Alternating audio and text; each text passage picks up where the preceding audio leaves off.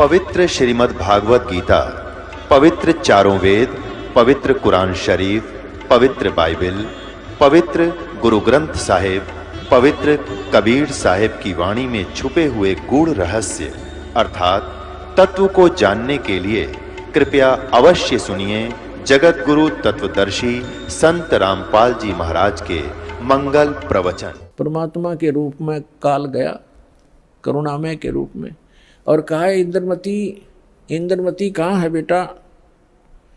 अब इंद्रमती ने देखा गुरुजी आगे, लेकिन वह बात उसके हृदय में गड़ रही थी। गुरुजी ने ये भी बात कही थी तो उन्होंने प्रथम मंत्र सिमरण कर दिया।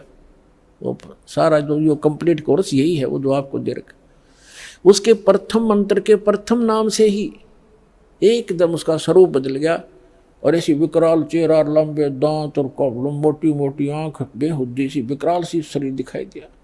तब उस काल ने देखा कि तेरा तो इसने आवरण उतार दिया। न बोला अब तब बचगी तू, तेरे पास मंत्र जबरदस्त है, तुझे फिर देखूंगा।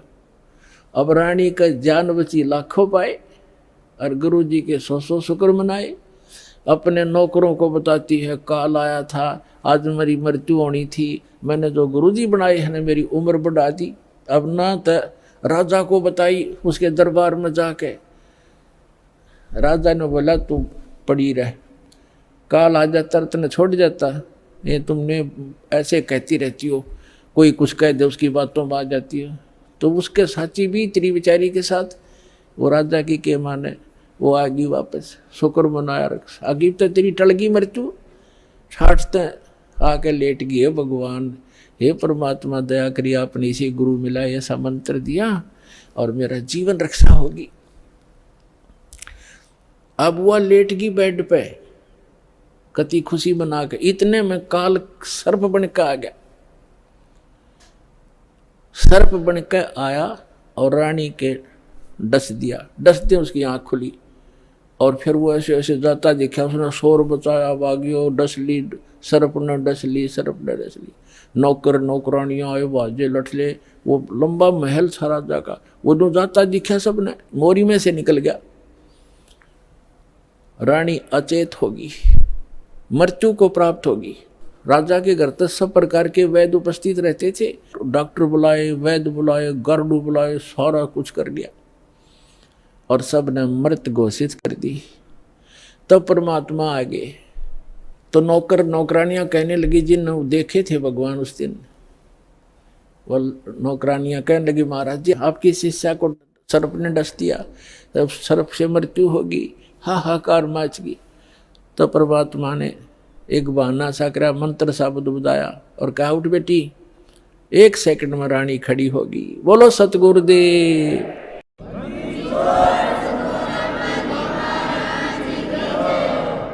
धन धन सतगुरु सत कबीर, भगत की पीड़ मिटाने वाले। धन धन सत कबीर, भगत की पीड़ मिटाने वाले, भक्त की पीड़ मिटाने वाले, भक्त की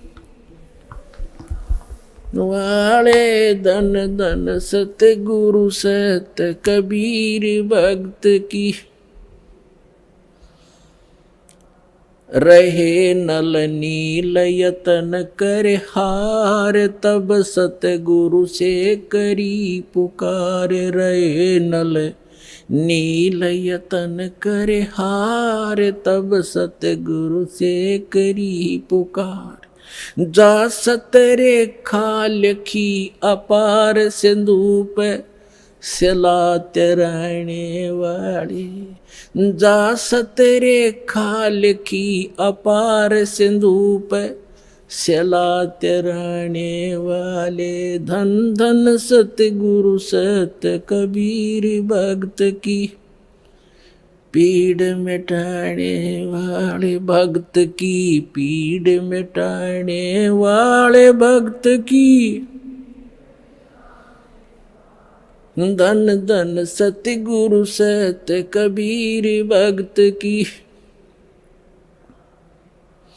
डसी सर्प ने जब जा पुकारी, इंद्रमती अकुलाय, डसी सर्प ने जब जा पुकारी। इंद्रमती अकुलाय, आपने तुरंत करी सहाय बेरुली, मंत्र सुनाने वाले आपने तुरंत करी सहाय बेरुली, मंत्र सुनाने वाले। धन धन सतगुरु सत कबीर,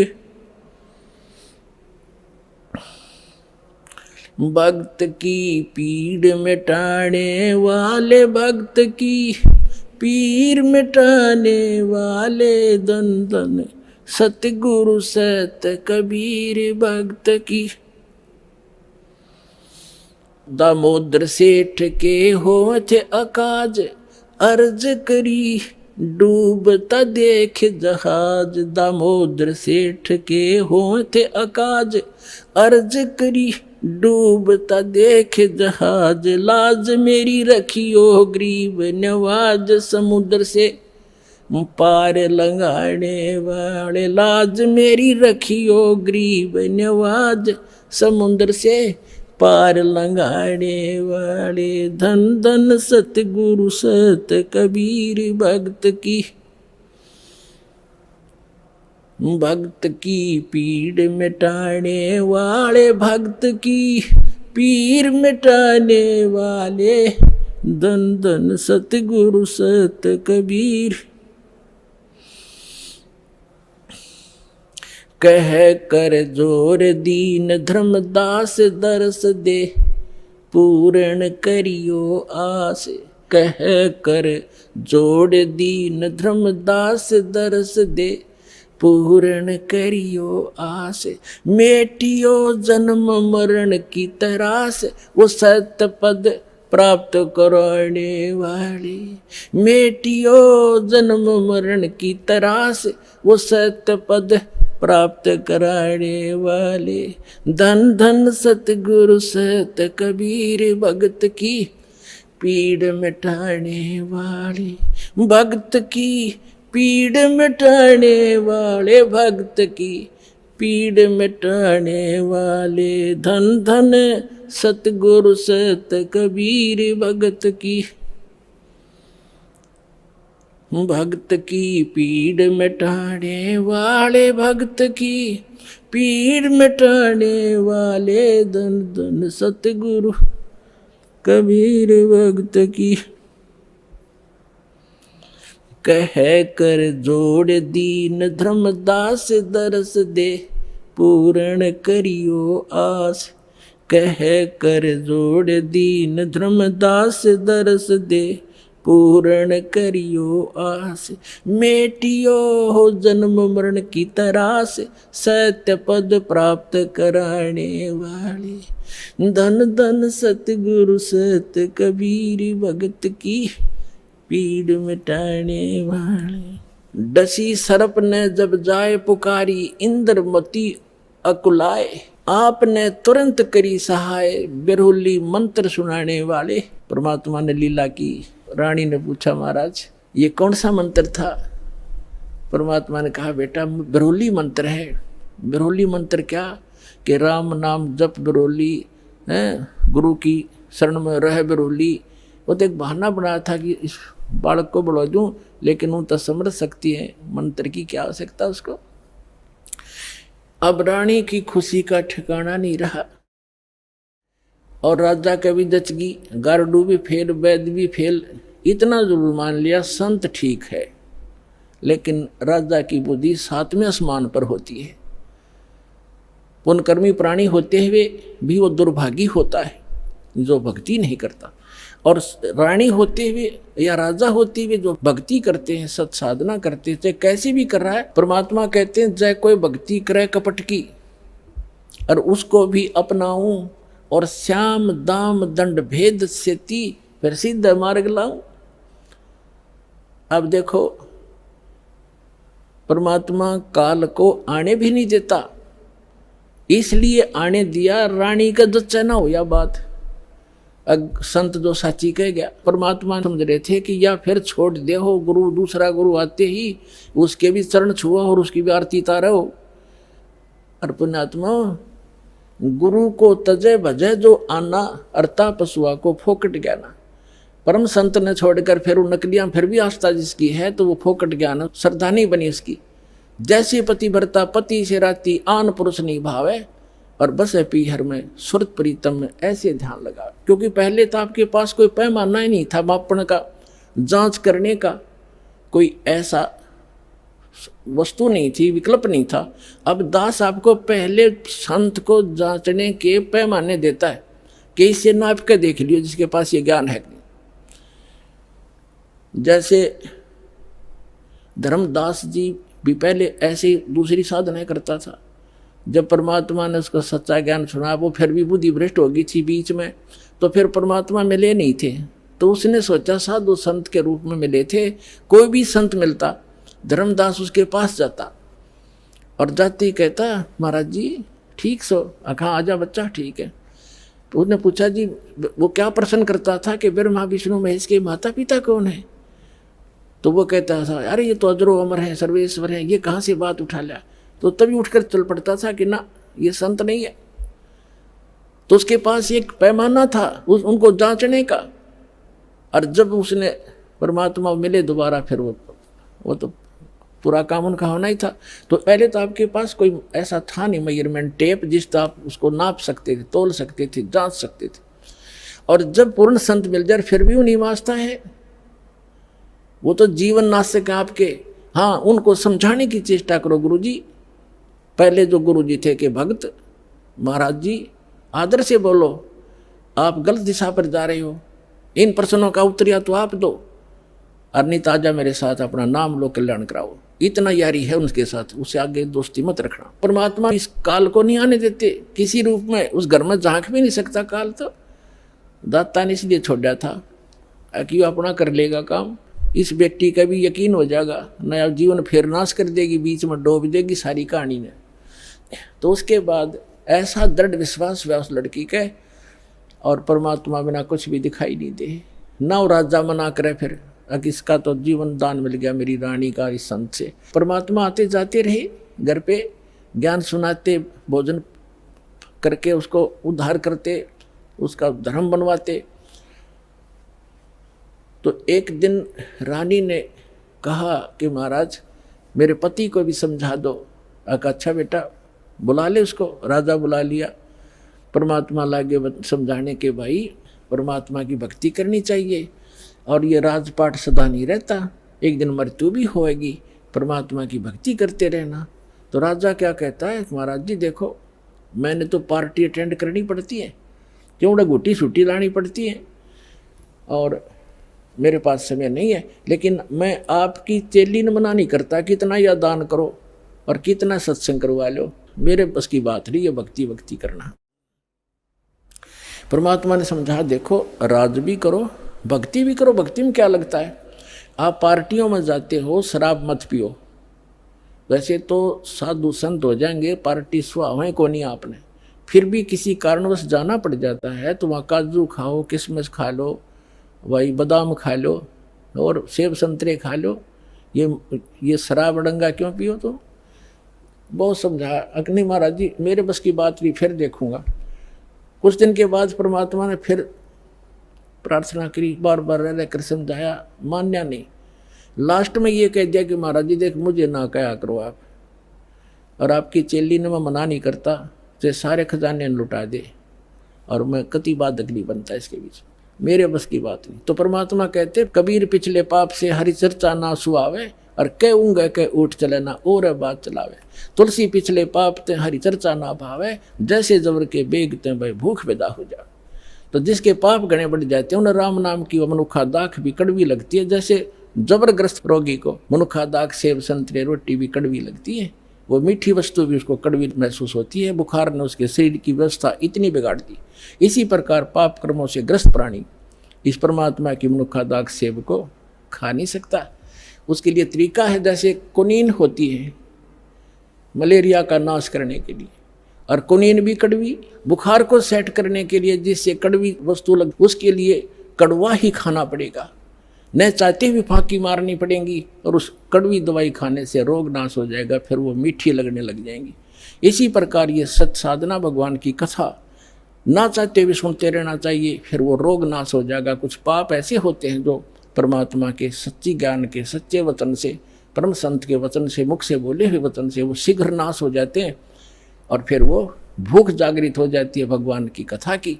ऐसे बहुत से व्यक्ति हैं शुरू शुरू में वो सुनते भी नहीं थे, अब आज 500 किलोमीटर से चलकर और 10 में दिन यहाँ आ जाते हैं। अब उनका पाप कर्म का बुखार उतर गया।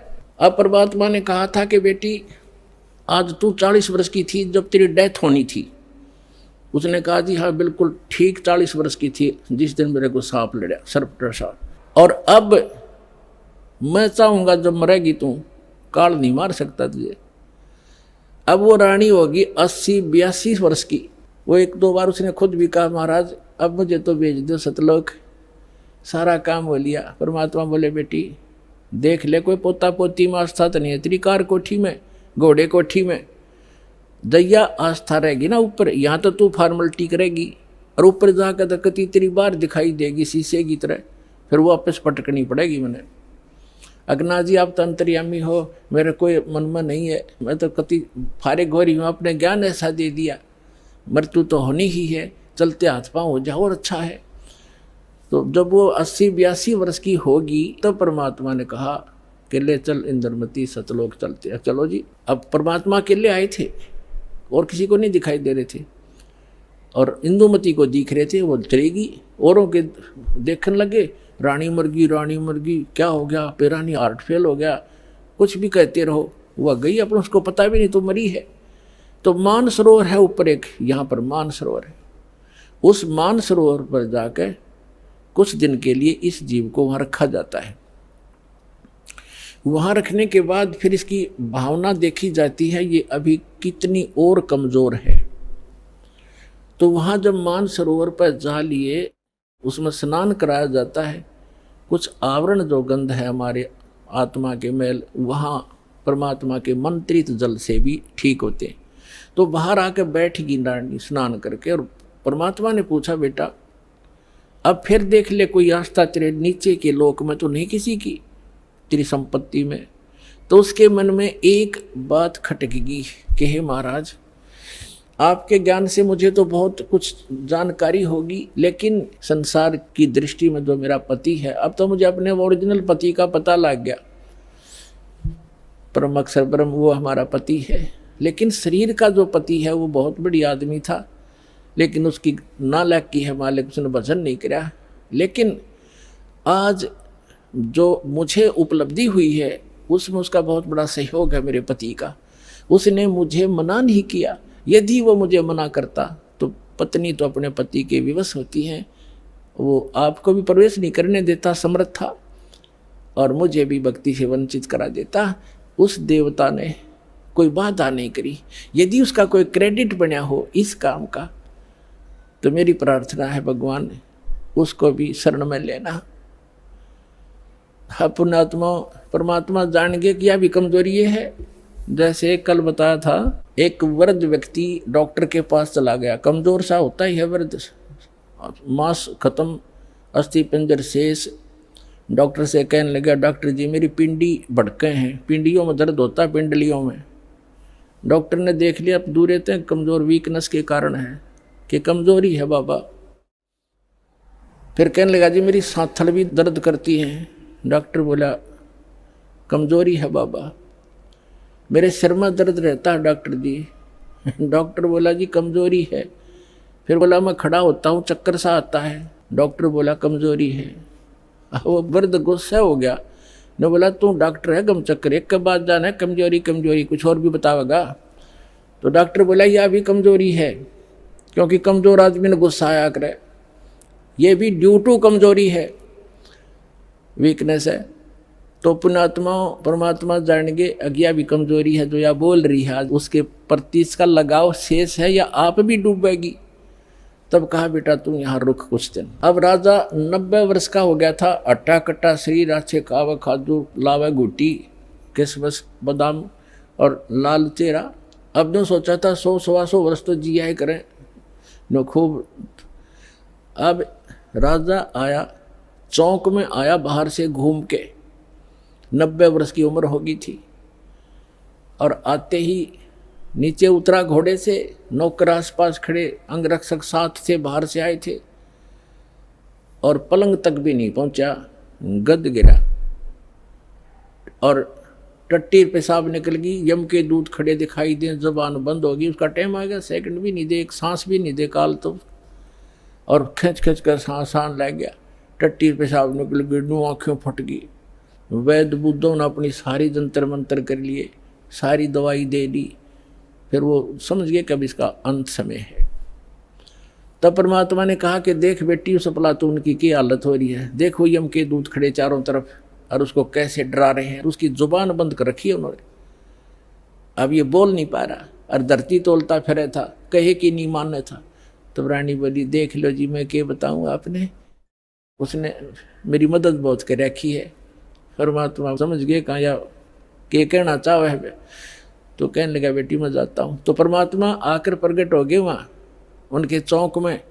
कबीर साहब के आते ही यम के दूत ने गए एकदम गायब हो गए, राजा होश में आ गया और उसने सामने परमात्मा खड़े दिखाई दिए, चरणों में पड़ गए और वो यम के दूत आकाश में दिखे, वो नो देखकर कभी भगवान की तरफ देखे। परमात्मा बोले भाई आज तेरा एंड आ गया था चंद्र विजय, तेरा सांस शेष नहीं था। ने बोला जी सही बात है।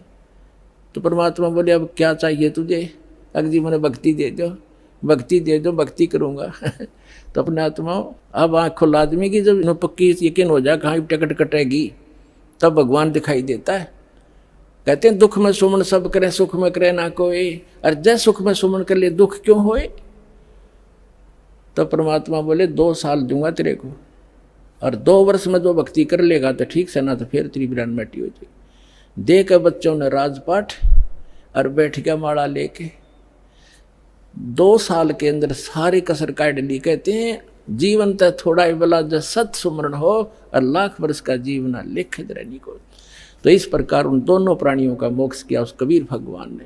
बोलो सतगुरुदेव की।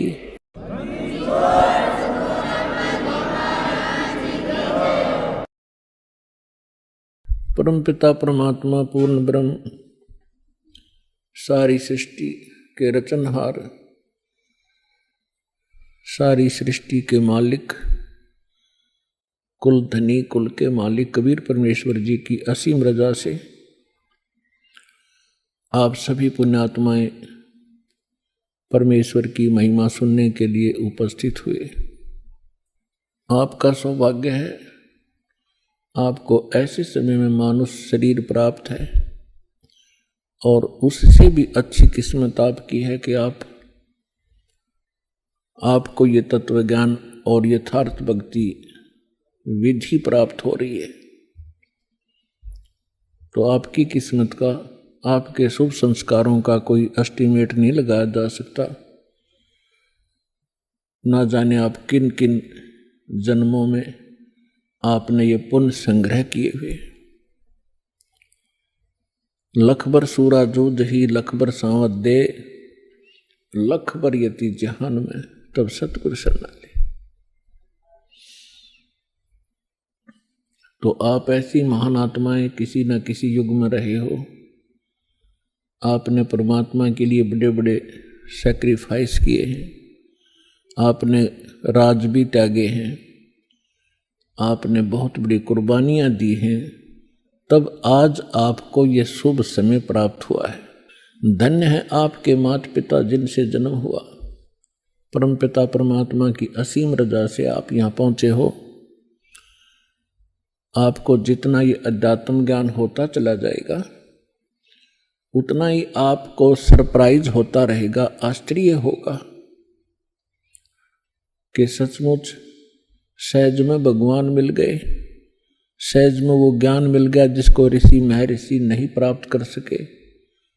ब्रह्मा विष्णु महेश को भी वो ज्ञान प्राप्त नहीं हुआ जो आज आपको भगवान ने प्राप्त करा दिया और सहज में करा दिया। अब जो कमी रहेगी तो आपकी रहेगी। तो इसके विषय में परमात्मा कहते हैं स्वयं ही कि समझा है तो सिर दर पाओ और बहुर नीरे ऐसा दाओ।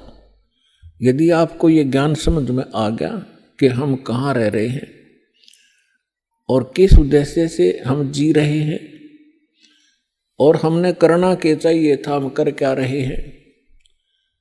तो अब सिर पे पैर रख लो। सिर पे पैर रखना, बहुत तेज दौड़ना किसी आपातकाल स्थिति में, कहीं कहीं पैर टिका करे व्यक्ति के। तो अब आपको ऐसा समय मिला है कि इस समय रहते रहते आप अपना कर्म बना गए तो मोक्ष प्राप्त हो जाएगा, सदा के लिए झंझट मिट जाएगा। आप इस लोक में रह रहे हो, आपके बच्चे आपको कितने प्रिय हैं, आपके माता पिता आपको कितने प्रिय हैं, आपके पति पत्नी भाई बहन आपको कितने प्रिय हैं। आजीवन आप जिस संपत्ति को संग्रह करने में लगाते हो आपको कितनी प्रिय है, उसके लिए ना जाने कितने झगड़े कर देते हैं, लड़ाई कर लेते हैं, मुकदमे कर देते हैं।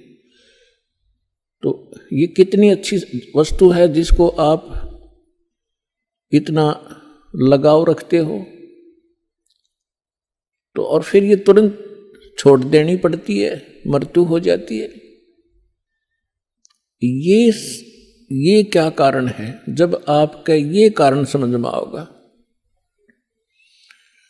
तब आपकी रुचि बनेगी परमात्मा के पाने में और सतलोक जाने की। अन्यथा ठीक है, जैसा करोगे, अन्य कहीं आपको ऐसा स्थान नहीं मिलेगा जहां आपकी भक्ति शास्त्र अनुकूल हो। और शास्त्र अनुकूल साधना करने से आपके इतने शुभ संस्कार बन जाएंगे, यदि पार नहीं हुए तो आप ना जाने कितनी बार तो देवता बनोगे इस भक्ति से। इतनी महत्वपूर्ण भक्ति है, इतनी कीमती है, इसकी इतनी वैल्यू है। और ना जाने कितनी बार पृथ्वी के राजा भी बन जाओगे अपने ही पुण्य कर्मों से। और फिर उससे भी अधिक आप फिर कुत्ते गधे सूअर भी बनोगे। तो इस झंझट से छूटने का, इससे छुटकारा पाने का अब समय आ गया है। अब इसको चूकना नहीं है। बुद्धिमान व्यक्ति हो, एजुकेटेड होगे, परमात्मा ने हर तरह से रजा बख्श रखी है, आपको शिक्षित किया, सदग्रंथों से दास को परिचित किया और फिर ऐसे इंस्ट्रूमेंट बना दिए कि आप घर बैठे देख सकते हो। अब भी कोई परमात्मा प्राप्ति नहीं कर सकेगा, सतलोक जाने की इच्छा जिसकी नहीं बनेगी, तो फिर वो मनुष्य के शरीर में पशु ही है, मनुष्य नहीं है। इस ऐसा ज्ञान परमात्मा ने आपके रूबरू करा दिया है। जिस दिन आपकी सही रुचि बनेगी, ये ज्ञान समझ में आओगा, आपको इस लोक की कोई भी वस्तु अच्छी नहीं लगेगी। इंद्र दा राज काग दा बेष्टा, स्वर्ग के राजा की गद्दी भी आपको ऐसी बुरी दिखाई देगी जैसे काग की बींट होती है, टट्टी होती है।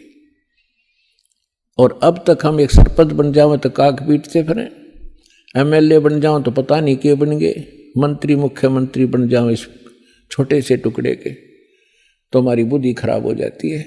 इस ज्ञान से सेटिंग होगी, यहाँ से इच्छा हटेगी। आपने देखे होंगे मुख्यमंत्री हेलीकॉप्टर से जा रहे थे, आगे उनके स्वागत के लिए माला लिए खड़े थे, रास्ते में क्रैश हो गया हेलीकॉप्टर और उस भगत जी के हाथ भी ना पाए कि 3 दिन तक। तो खाक है यह जीवन। तो आपने गहराई से सोचना पड़ेगा। ये कोई डूम बाट के गीत नहीं है, परमात्मा का बता आध्यात्मिक मार्ग है। और परमात्मा कहते हैं ये कहन सुन की बात नहीं है, ये कर पाड़ने की। पुण्यात्माओं, आपको आज के सत्संग में सुबह सुनाया था कि परमात्मा स्वयं आते हैं यथार्थ ज्ञान बताने के लिए और अपनी प्यारी आत्माओं को, अच्छी आत्माओं को मिलते हैं। गोता मारूं स्वर्ग में, जा बैठूं पाताल, गरीब दास ढूंढता फिरूं अपने हीरे मोती लाल। कबीर साहब गरीबदास साहिब जी को मिले, सतलोक में लेकर गए, जहाँ से हम आए हैं, जहाँ हमारा निज स्थान है, जहाँ हमारे पिता रहते हैं। और वो प्रेम पिता फिर वापस छोड़ के गए उनको इस पृथ्वी पर। आँखों देखा वो वहाँ का नज़ारा, वो दृश्य, सारा दृश्य। और परमात्मा से प्राप्त उस ज्ञान से परिचित होने के बाद गरीबदास साहिब जी ने बताया कि गरीब परमेश्वर ये कह रहे थे, गोता मारूं स्वर्ग में जा बैठूं पाताल, गरीबदास मैं ढूंढता फिरूं अपने हीरे मोती लाल।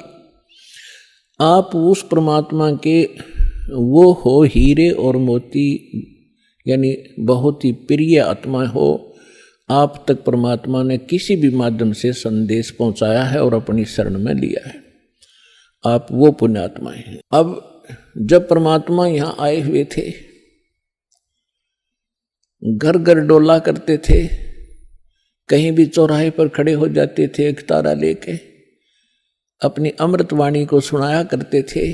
परमात्मा की वाणी में आत्मा को अट्रैक्ट करने का इतनी पावर है जैसे चुंबक लोहे को खींच लेती है। अब इस मालिक की वाणी को सुनकर आत्मा अपने आप जैसे खिंचाव होता है और ऐसे परमात्मा की वाणी इसको धंधेड़ कर रख देती है, इसको विवश कर देती है सोचने के लिए। तो कर क्या रहे हो, करना क्या चाहिए था। पृथ्वीपति चकवे गए जिनके चक्र चलंत, रावण सरीखे कौन गुण भाई ऐसे गए अनंत। सर्व सोने की लंका थी वो रावण से रणधीरम, एक पलक में राज विराजी जम के पड़े जंजीरम। सुखदेव ने 84 भुगती बना पजावे खरवो, तेरी क्या बुनियाद प्राणी तू पेंडा पंथ पकड़ो। आए हैं सो जाएंगे ये राजा रंग फकीर, एक सिंहासन चढ़ चले एक बंधे जात जंजीर। कबीर हरि के नाम बिना ये राजा रसब हो, माटी लदे कुमार के भाई घास न डाले कोई। पुण्यात्माओं, ये भगवान की बताई वाणी दास बोल रहा है, जो परमेश्वर स्वयं आकर बोलते हैं। जैसा गीता अध्याय नंबर 4 के श्लोक नंबर 32 में आपको प्रमाण बताया था कि गीता ज्ञानदाता कहता है कि वो परमात्मा स्वयं आकर अपने मुख कमल से जो ज्ञान देते हैं वो तत्व ज्ञान है। और उस ज्ञान में वो विशेष जानकारी है आध्यात्मिक यज्ञों की, यज्ञ माने धार्मिक अनुष्ठानों की, और उसको तत्वदर्शी संत ही बता सकते हैं उस परमात्मा के उस तत्व ज्ञान को। तो ये वो तत्व ज्ञान की वाणी है जो भगवान ने बता रखी है। अब हम ये समझें, क्योंकि हमने समय पर अब मनुष्य जीवन में मनुष्य जीवन जैसी ही सुविधा प्राप्त होती है, कुत्ते के जीवन में कुत्ते वाली ही सेटिंग होएगी। तो अब हम ये भूल जाते हैं कि उस समय पर खाना मिल जाता है, जब चाहे चाय पी लें, जब चाहे दूध पी लें, भूख लगे खाना खा लेते हैं। और जब ये शरीर छूट जाएगा, क्योंकि ये मिला इसलिए था, ऐसी सुविधाएं और ऐसी बुद्धि दी थी कि आप इसमें परमात्मा पाने का प्रयत्न करें। और यदि परमात्मा नहीं प्राप्त करते हैं, भक्ति ना करके और बकवादों में जीवन व्यर्थ कर जाते हैं, तो फिर परमात्मा बताते हैं कि राजा भी जब गधा बनेगा तो आम जीव की अब क्या बुनियाद है, क्या औकात है, सहज में समझ आ जाना चाहिए। फिर क्या बताते हैं परमात्मा, कबीर हरि के नाम बिना ये नार कूतिया हो, गली गली भौंकत फिरे भाई टोक न डाले कोई। परमात्मा की भक्ति के बिना राजा की रानी भी कहते हैं कुतिया की योनि प्राप्त करती है। फिर बताते हैं, नक बेसर नक पे बनी ये पैर थी हार हमेल, कबीर बीबी पड़दे रहे थी डोडी लगे थी बार, गात उगाड़े फिरती हैं वो बन कुतिया बाजार। वो पर्दे की सुंदरी सुनो संदेशा मोर, गात उगाड़े फिरती हैं वो करें सरायों शोर। नक बेसर नक पे बनी पैरें थी हार हमेल। अब सुंदरी से कुतिया बनी, भाई सुन साहेब के खेल। बीबी पड़दे रहती इन राजाओं की रानियां, बड़े बड़े घरों की बहू बेटियां, इन मायाधारियों को हम बड़े मानते रहे। बड़े बड़े घरों की बहू बेटियां पर्दों में रहा करती थी, राजा की रानियों पर्दों में रहा करती थी, आगे उनके चौकियां लगा करती थी, कोई भी गैर व्यक्ति वहां फटक ना जा, और उसमें वो अपनी इज्जत माना करते थे। अब परमात्मा कहते हैं बीबी पर्दे रह थी और डोढ़ी लगे थी बार बार, मन गेट का गए चौकी पहरेदार खड़े रहा करते थे, और गात उगाड़े फिरती हैं वो बनकुतिया बाजार, वो पर्दे की सुंदरी और सणो संदेशा मोर, अब गात उगाड़े फिरती हैं वो करे सरायों शोर। नकबे सर नकबे बनी वो पैर थी हार हमेल, और सुंदरी से कुतिया बनी, कैसा स्वरूप बिगड़ गया, और सुन साहेब के खेल। अपने आत्मा ये बातें कोई कहने और सुनने तक सीमित नहीं रखनी है, इनको अपने हृदय में जचाना है और इस पे बहुत विवेचन करना है। परमात्मा ने ये शब्द क्यों कहे? विचारणीय विषय है कि जो बड़े घरों की बेटियां बहुएं, उनको घर से बाहर जाना अलाउड नहीं था, उनकी इज्जत का नाश हुआ था, और जिस कारण से वो सत्संग और संत के विचारों से वंचित रही। जब वो रानी थी, सुंदर गहने पहना करती थी, आभूषण पहना करती थी, काजू किशमिश और बादाम युक्त हलवे और खीर खाया करती थी, क्योंकि उनके पूर्व जन्म की कमाई शुभ संस्कार उनके साथ थे।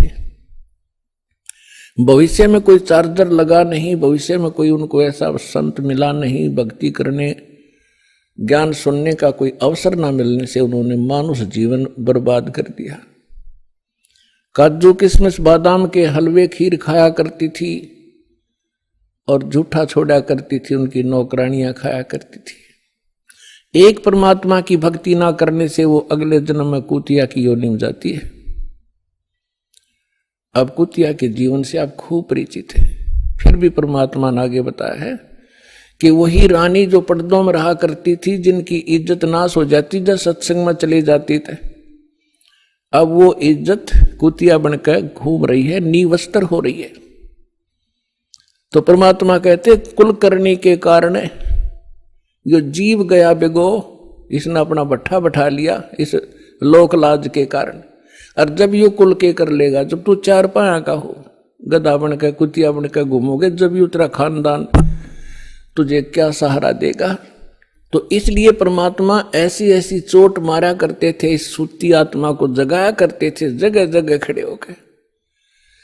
और आत्मा इतनी अचेत कर रखी है इस काल ने, पहले तो ज्ञानहीन बनाई और फिर मोह ममता में फंसा रखी, तेरा बेटा या तेरी बेटी, ये तेरी कार या तेरी कोठी, और काम नहीं करेंगे, भक्ति का समय कब मिलेगा? अब तो सभी ये कहते हैं कि फुर्सत नहीं है, टाइम नहीं मेरे पास।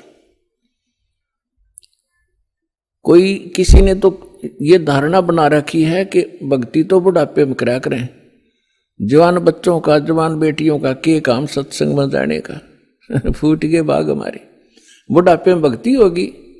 बूझ ले, बूढ़ पता कर ले बूढ़ कदे दांत निकलवानी, कदे आंख बनवानी, कदे पिंडी भड़के, कदे बीपी आई, कदे लो को शुगर बढ़ गई। वो तो बिरानवाटी का दौर है बुढ़ापे में। अगर पहले से ही भक्ति शुरू करेंगे तो बुढ़ापा भी हमारा रोग रहित, परमात्मा की शक्ति साथ रहेगी, तब वो ठीक रहेगा। अब परमात्मा की भक्ति का आधार देखिएगा तो जैसे प्रहलाद थे 10 वर्ष के थे और 10 वर्ष के भक्ति में लग गए थे।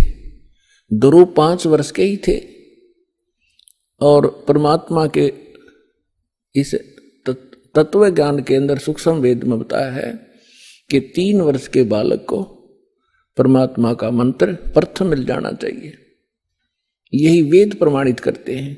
3 वर्ष की आयु में 3 वर्ष जो परम संत होगा वो 3 वर्ष की आयु के बच्चों को ही उपदेश देना प्रारंभ कर देगा।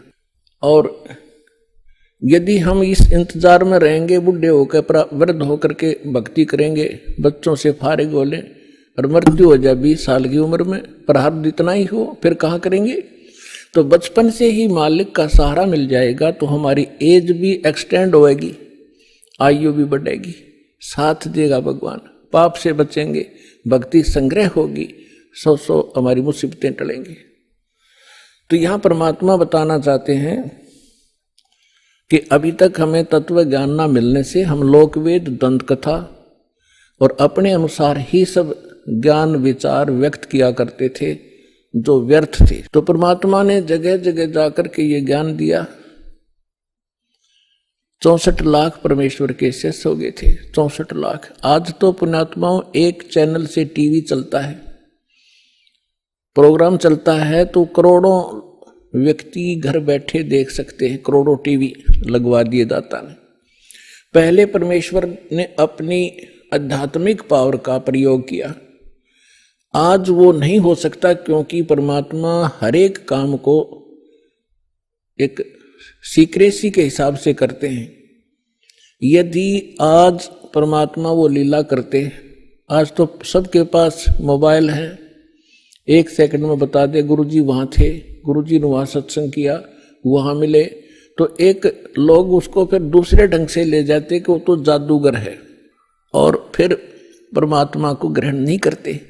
तो आज परमात्मा ने वैज्ञानिक तरीके से ही अपना ज्ञान अपने बच्चों तक पहुंचाया है।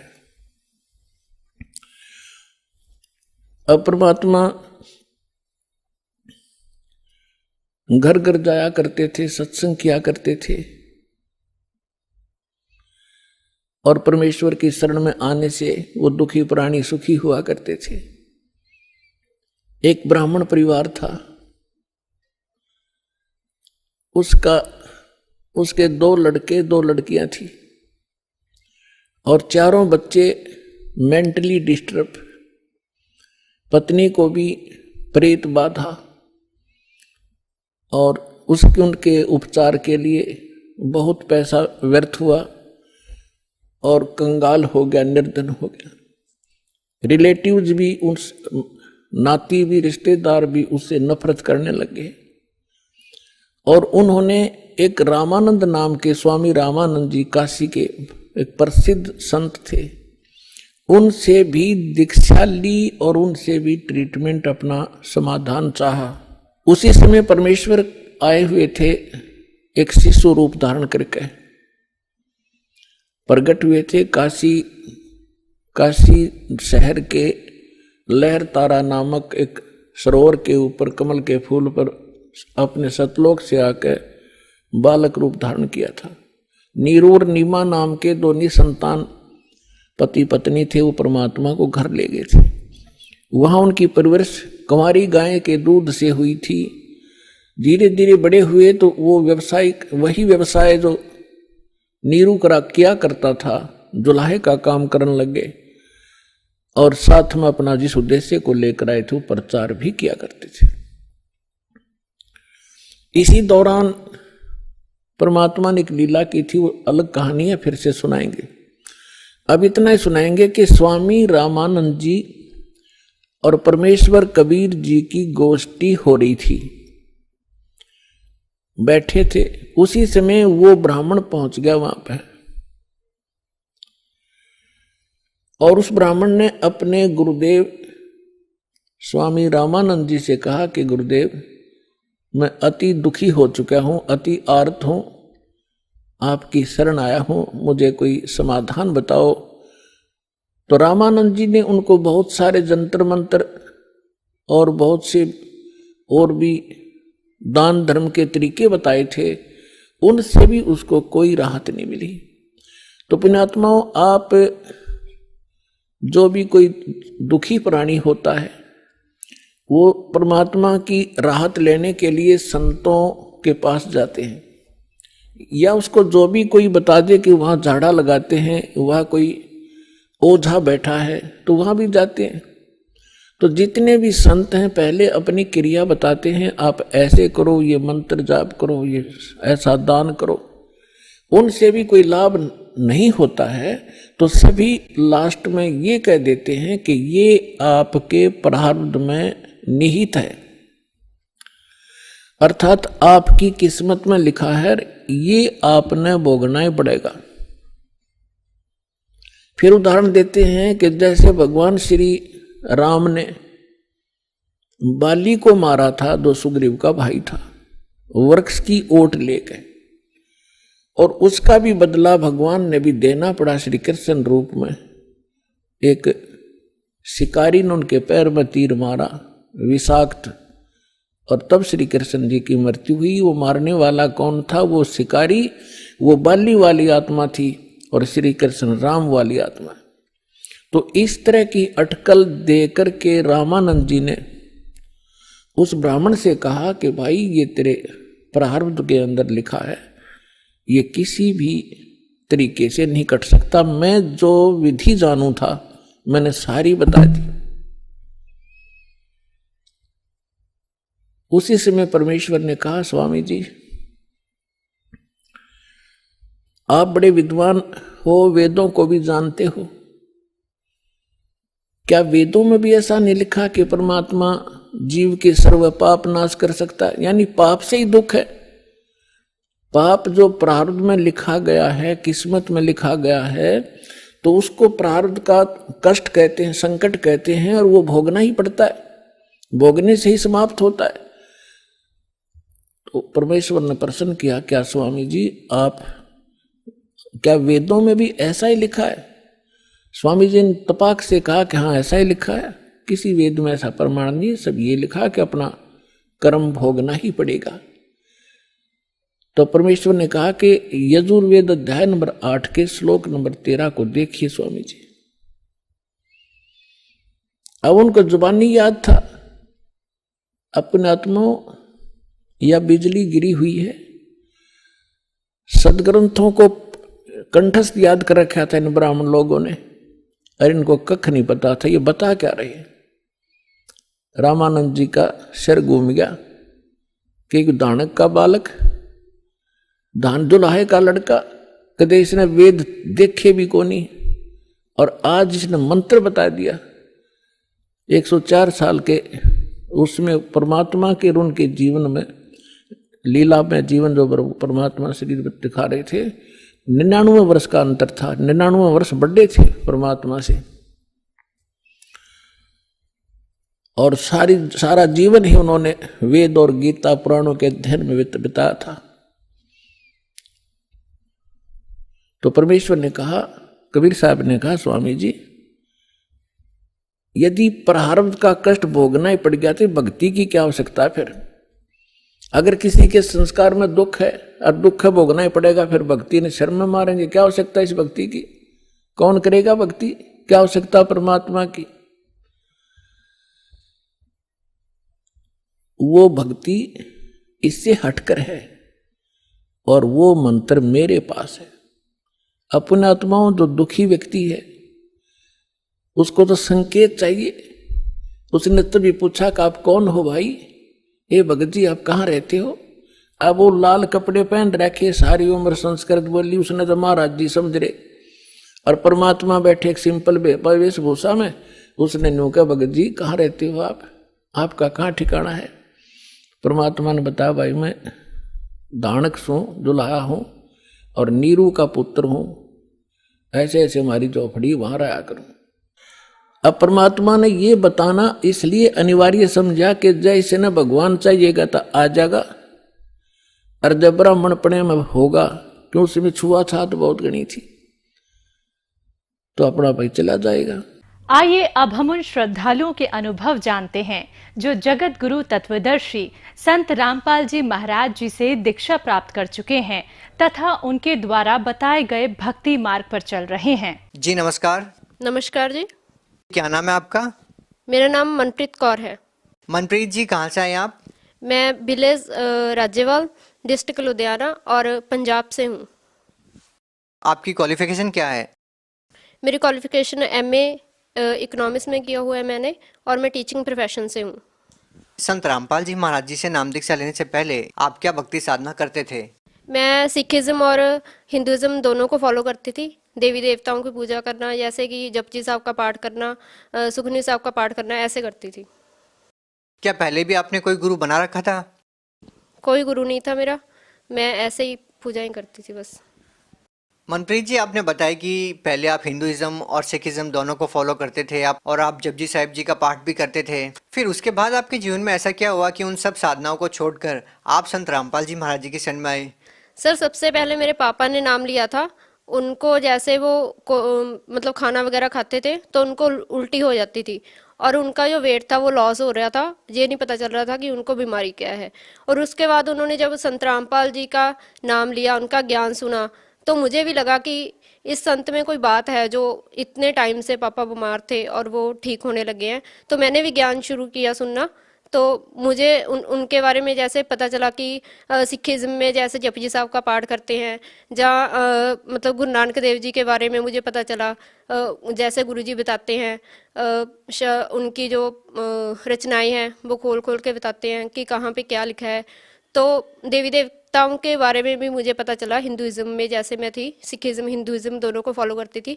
जैसे कि मैंने ज्ञान को कंपेयर किया, मुझे लगा कि मुझे संत रामपाल जी से नाम दीक्षा लेनी चाहिए, तो उसके बाद मैंने नाम दीक्षा ली। बहन जी, जैसे कि आपने बताया कि आप एमए इकोनॉमिक्स है और आपने बताया कि आपने सिखिज्म को भी अच्छे से फॉलो किया और हिंदुइज्म को भी। आप दोनों प्रकार की पूजा की विधि से अच्छी तरीके से वाकिफ़ हैं। लेकिन हम सिखिज्म में भी देखते हैं कि बहुत सारे ऐसे लोग हैं जो अलग प्रकार की भक्ति करते हैं और हिंदू देवी देवताओं की भी पूजा करते हैं। तो आपको क्या लगता है कि उनके ज्ञान में और संत रामपाल जी महाराज जी के ज्ञान में क्या अंतर है? सर, जो संत रामपाल जी बताते हैं वो सब जो होली हमारी बुक्स हैं उनमें से बताते हैं कि हमें कौन सी साधना करनी चाहिए, कैसे करनी चाहिए। लेकिन जो और गुरु हैं वो हर तरह की जैसे पूजाओं पे लगा देते हैं। लेकिन जो संत रामपाल जी हैं वो उन देवी देवताओं के ओरिजिनल मंत्र और उनकी पूजा के बारे में बताते हैं। जिस मार्ग पे चल के नानक साहब जी ने अपना मोक्ष पाया, तो वही वो मार्ग बताते हैं।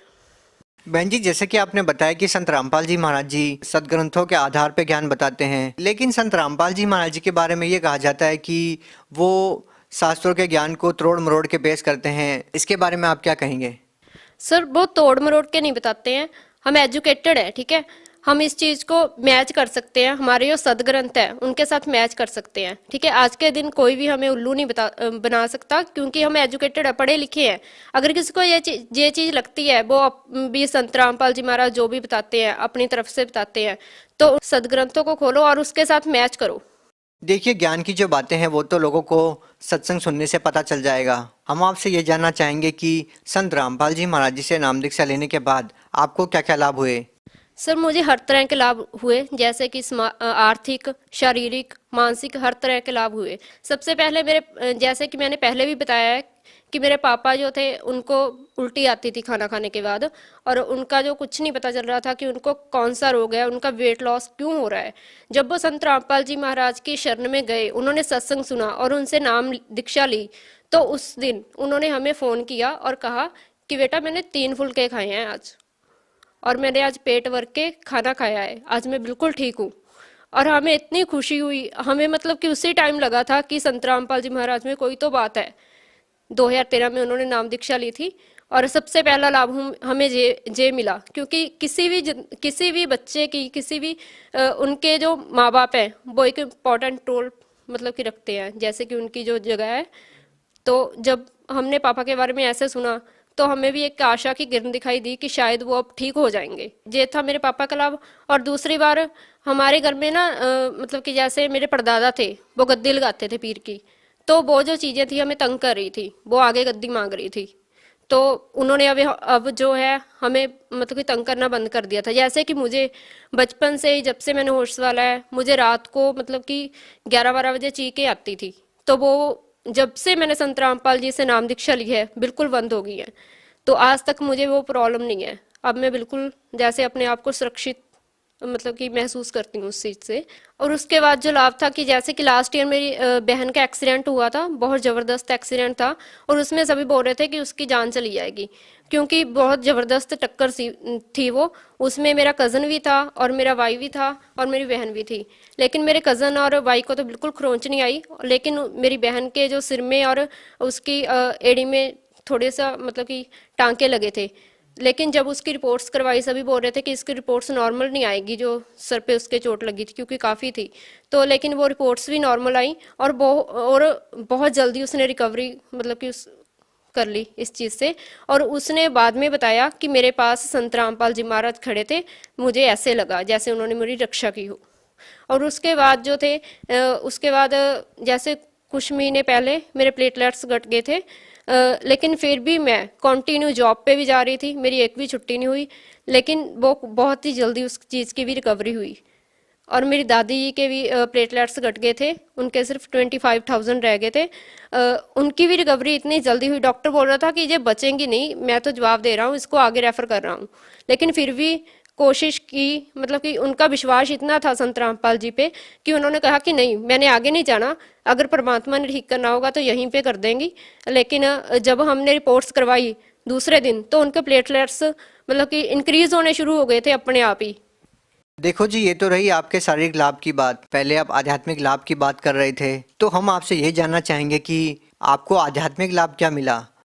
सर, जैसे कि आपने आध्यात्मिक लाभ की बात की, तो बचपन से ही मेरा ये मतलब मेन ऑब्जेक्टिव था कि मैंने मोक्ष मार्ग को अपनाना है। तो जब संत रामपाल जी महाराज का मैंने सत्संग सुना, उनका ज्ञान मुझे समझ में आया, तो मुझे लगा कि यहाँ पे मुझे पूर्ण मोक्ष की मतलब कि जैसे एक आशा दिखाई दी। और बचपन से ही मैं ना डायरी पे या किसी भी नोटबुक के मतलब कि स्टार्टिंग पेज पे लिखा करती थी कि गॉड इज़ वन। लेकिन मेरे मन में हमेशा ये क्वेश्चन रहता था कि अगर परमात्मा एक है तो वो एक है कौन? क्योंकि मैं सिखिज़्म और हिंदुज़्म दोनों को फॉलो करती थी, तो मैं कभी सोचती थी कि कोई जैसे देवी देवते के बारे में सोच लेना कि वो एक वन है जो मतलब कि गॉड है, या फिर हिंदू जैसे कि सिखिज़्म में है गुरु नानक देव जी या गुरु गोविंद सिंह जी या कोई, मैं उनके बारे में सोचती थी कि इनमें से कोई एक है परमात्मा। लेकिन जब संत रामपाल जी की शरण में मैं आई, मुझे पता लगा कि एक परमात्मा कौन है जिसकी हमें भक्ति करनी चाहिए। सबसे बड़ा ये मुझे लाभ हुआ कि मुझे मोक्ष मार्ग मिला। सर, जैसे कि 2 साल पहले अभी मुझे मतलब कि 1 हफ्ता पहले ही लगने लगा था कि जैसे मेरी डेथ हो जाएगी, और बिल्कुल ही मेरी सांस भी जो रुकने लगी थी, मुझे लगता था कि अब मेरी सांसें बंद होगी। लेकिन मैंने घर वालों को, अपने फैमिली मेम्बर्स को इसलिए नहीं बताया क्योंकि वो और भी टेंशन में थे पहले ही। तो मैंने सोचा कि वो और भी टेंशन में आ जाएंगे अगर मैंने उनको ये बात बताई। धीरे धीरे क्या हुआ, एक दिन मैं स्कूल से आई, मैंने अपना लंच किया और मैं सो गई। तो जैसे ही मैं सोई, मुझे जैसे कि सपने में किसी चीज़ ने ऐसे लगा कि बहुत तेज़ी से मुझे ऊपर लेके जा रही है, और जो नीचे की दुनिया मुझे ऐसे लग रही थी जैसे कि कीड़ी हूँ। और जैसे कि मैं ऊपर जा रही थी कोई चीज़ें मुझे लेकर, इस चीज़ को कोई चाहे बिलीव करे चाहे ना करे, मैं बता रही हूँ आपको। और संत रामपाल जी महाराज मेरे बेड के पास आके खड़े हुए और उन्होंने कहा कि जे मेरा शिष्य है, जे मेरा बच्चा है, आप इसको नहीं ले जा सकते। और उसी टाइम मैं इतना रो रही थी सपने में, और मैंने गुरु जी को, संत रामपाल जी को दंडौत भी किया, उन्होंने मुझे आशीर्वाद दिया। और जब मैं इस चीज़ से मेरी जाग खुली तो मुझे लगा कि जैसे कि मेरे जो बॉडी पार्ट्स हैं बिल्कुल ही काम करना बंद कर गए हैं। और मेरे मम्मा ने मुझको उठाया, कह रहे कि उठिया, तो ट्यूशन नहीं पढ़ानी तूने आज। तो जब मैं उठी, बिल्कुल ही मेरे से हिला नहीं जा रहा था, 10 मिनट तक तो मुझे पता नहीं चला कि मैं कहाँ पे पड़ी हूँ। तो इस बात से मैं ये कह सकती हूँ कि वो मेरे लिए एक जीवन दान था। बहन जी, आप भगत समाज को क्या संदेश देना चाहेंगे? सर, मैं समाज को ये संदेश देना चाहूँगी कि संत रामपाल जी महाराज की शरण में आओ और अपना कल्याण कराओ। जी धन्यवाद। Thank you sir.